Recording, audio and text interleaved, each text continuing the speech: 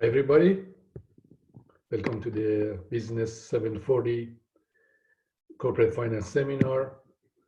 I'm glad to have you here, and for the next 8 weeks we are going to have a series of exciting and interesting discussions on the issue of corporate finance. During this course you are going to learn valuable skills and learn about principal concepts of finance and corporate finance that can help you in managing any type of business or project you might have in your career. It's a very important course. It's a rather, I would say, complex course. It has a lot of concepts. It has a network of concepts that you have to understand and master. We are going to cover a lot of fundamental concepts and key concepts of finance, concepts like present value of a cash flow. That is very important, as you will see, when it comes to evaluating the project, evaluating the company.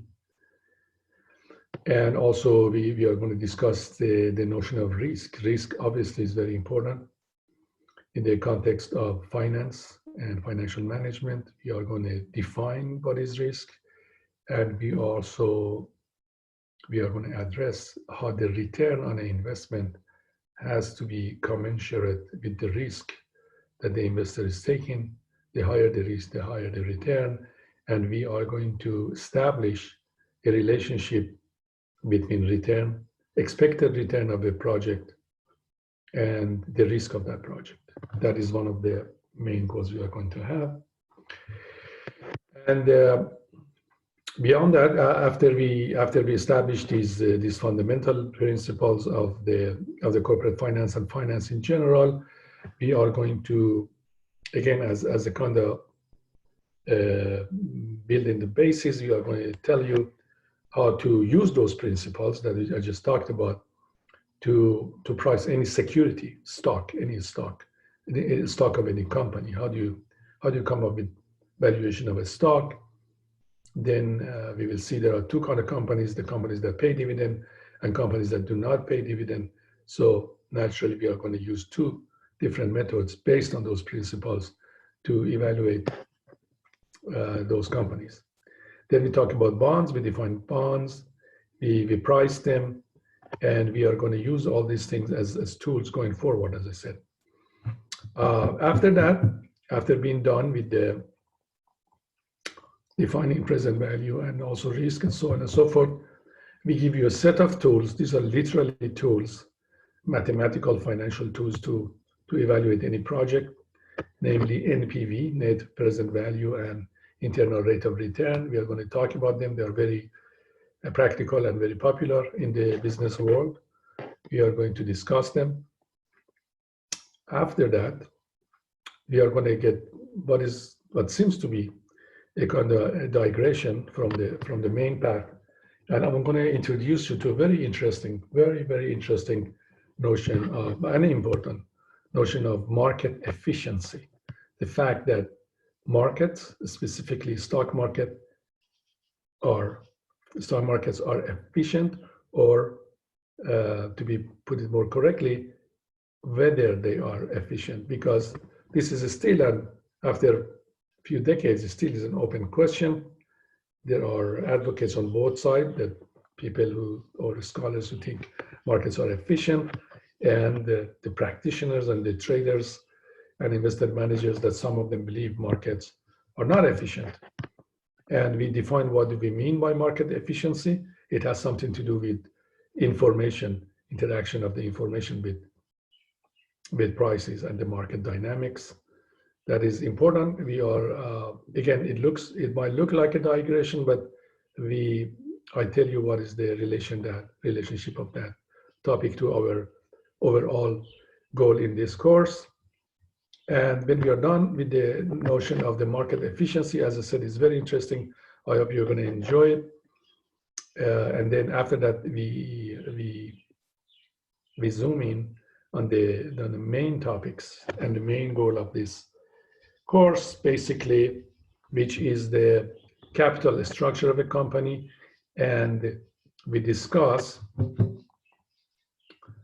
how management of a company has to decide how to finance its projects and its financial goals, either through debt or equity. We are having discussed already the bonds and the stocks and so on and so forth. We are going to analyze that problem and use all the concepts we have learned to that point to come to a conclusion and a method to find out how to structure finances of a company. As you know, in a balance sheet, when you look at balance sheet, you have the assets on the right side and the liabilities and the shareholders' equity on the left side.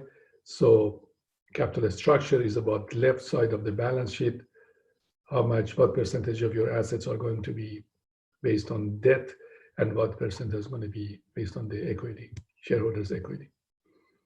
That's a very important issue in corporate finance. After we are done with that, we focus on the payouts. That means whether or not management should dispense of the cash it earns from the business and profit it earns from the business. Is management supposed to return those funds and cash to investors in form of dividend or a stock buyback, or the management should keep them in the company in the form of retained earnings? We will discuss the pros and cons of each of them. And again, we come up with some guidelines when it comes to payouts. And that would be the end of our discussion. After discussing the payout, this being the 8th week, so I'm going to focus on the core topics and the most important aspects of the corporate finance. As far as the assignments, you will have every week except the week 8, you will have a quiz, which has 25 points. It's a 5-question quiz, 5 multiple choices, 5 points each. On week 8, you will have a final exam that is comprehensive. It covers material from throughout the course. Beyond that, you will have weekly learning engagements that 4 of them are you answer individually, 4 of them is in the form of groups, and you make a video and provide a PowerPoint and upload it to the Moodle. And beyond that, you have 2 case studies, that one on week 3 and one on week 6, that I've designed it to enhance your comprehension and retention of the important aspects of this course. So as usual, you have to, there are 2 textbooks for this course. I have included the PowerPoints, relevant PowerPoints for each week, but you are advised to read the textbooks themselves and also the PowerPoints and my lecture videos and my lecture notes. Also, you are more than encouraged to seek resources on the web. There are, I have seen at least half a dozen, if not a dozen, corporate finance courses on the web of different qualities. Most of them are pretty good, from good professors, good universities. You certainly have to consult them and benefit from them. And I'm not going to be able to cover all the aspects of corporate finance for sure, even all the aspects of the topics we choose to discuss. So if you have a time, and I recommend that you make time, please watch those videos and access those resources and enhance your expertise in this field. This is a very practical and very useful set of skills and knowledge that if you learn, it's going to, no matter what business you are involved in, is going to be useful for you. So saying that, I will look forward to see each and every one of you, most likely online, considering the situations we have. And I hope you're going to enjoy the course and learn a lot from it. So see you later. Bye-bye.